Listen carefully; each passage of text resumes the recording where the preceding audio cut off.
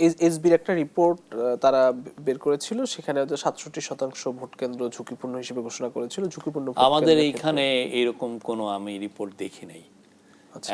SB কে এইরকম কথা বলেছে কিনা আমার জানা নাই।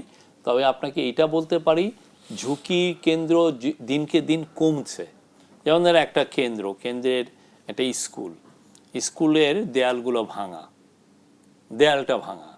তো দেয়াল ভাঙা হলে তো একটা ঝুঁকির প্রশ্ন ওঠে, কেননা যে কোনো লোক ওইখান থেকে ঢুকে পড়তে পারে ভোটার ছাড়া, বা এমন কিছু গুন্ডা পান্ডারা পিছনে দিয়ে। আমরা যদি এটার এখন পুরো দেয়ালটা ঠিক মতো উঠিয়ে ফেলি, দিয়ে দেই, তাহলে হয় কি পুরো এই ভোট কেন্দ্রটা সিকিউর হলো, তাহলে কি এটা রিস্কি থাকলো না।